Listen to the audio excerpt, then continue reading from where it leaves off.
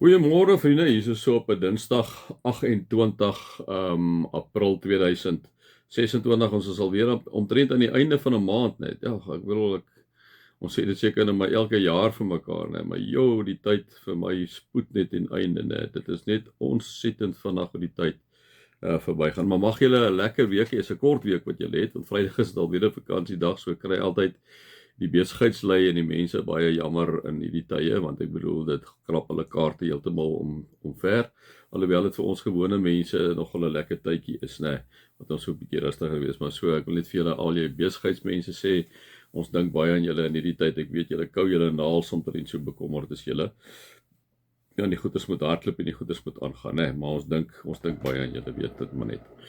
Dan vriende, die bazaar, ons bazaar is so die 30ste Mei, is nog so 'n entjies oor 'n maand, maar ek dink julle moet al 'n bietjie begin dink daaroor, bid 'n bietjie daaroor, so waar jy wil betrokke raak, laat ons weet waar jy wil betrokke raak. Kom ons raak net so vir 'n wyle stil.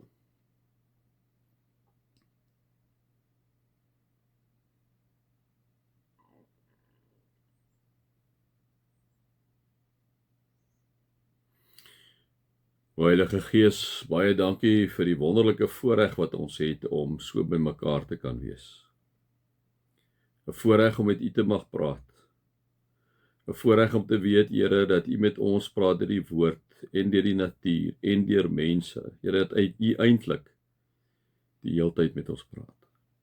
O Vader, sal ons ooit die omvang van U goedheid en U grootheid ooit kan begryp. Ons sal nie kan nie. U is te groot. Dankie dat ons met U mag praat, die wêreldheerser, die heelal heerser. Here, wanneer ons dit sê, weet ons nie eens wat ons sê nie. Vader, ons wil net vir U kom sê, ons is vir U baie lief. Met al ons gebreke, ons gebrokenheid, ons voete van klei.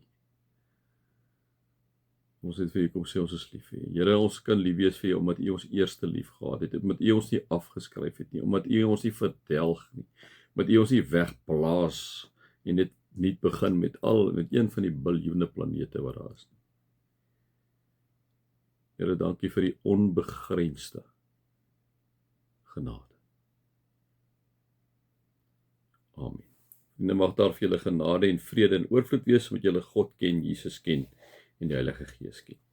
Vriende, ons maak vandag vir 2 Timoteus klaar, dan gaan ons weer so 2-3 dae net 'n bietjie mediteer, 'n bietjie in 'n meditasie gaan. Julle weet hoe werk ons nou elke keer as ons met 'n boek klaar is, dan gaan ons so 'n bietjie rustiger gaan ek in die psalms in of wat ook al, en ons lees 'n stukkie en reflekteer 'n bietjie daaroor. So ons maak vandag klaar, vriende, waar Paulus kom sê die volgende hier in 2 Timoteus 4. Hy sê nadat hy nou met Timoteus gepraat het en vir hom gesê het, hy moet die skrif verkondig, hy tydig en ontydig, hy moet weer lê, bestraf, bemoedig, met geduld onderrig gee en al daai tipe van goed, en dat mense hulle eie leermeester sal volg in daai tyd, die eindtye kom sê, en dan kom sê hy die volgende vers 6, wat my betref, ek word alreeds as drankoffer uitgegiet. Hy wag eintlik net om doodgemaak te word. Die tyd van my dood is voor die deur. Ek het die goeie wedloop afgelê. Ek het die wenstreep bereik, ek het gelowig end uit volgehou. Nou wag die oorwinnaarskroon vir my, die lewe by God.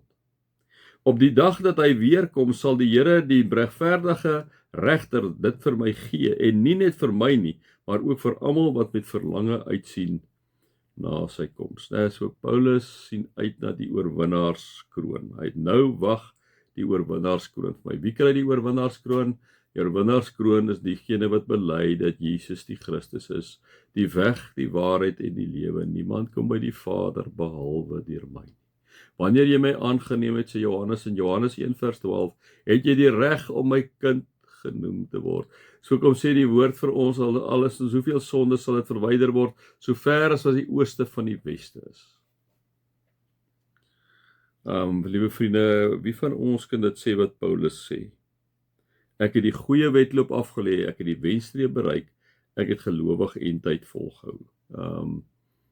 Nou wag die oorwinnaarskroon vir my, die lewe by God. Is dit nie ongelooflik nie? Paulus wat die lewe by God, alhoewel God by hom is, Hy het vir Jesus eintlik beleef op die pad van Damaskus, maar jy weet ook, hy bedoel ook as sy liggaam dood is hy vir altyd by God, né? Nee. Op die dag dat hy weer kom, sal die Here die regverdige regter dit vir my gee.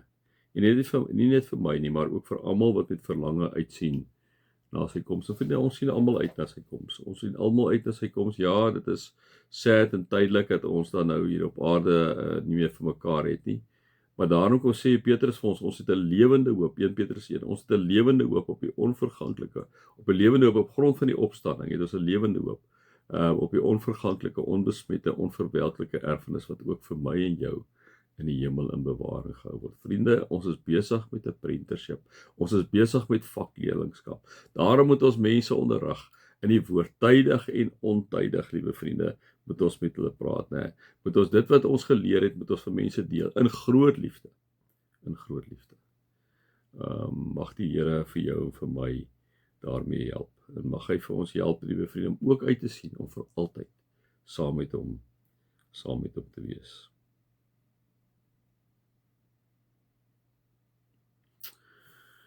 Mag julle God se liefde ervaar, sy genade ervaar en sy teenwoordigheid ervaar. Amen.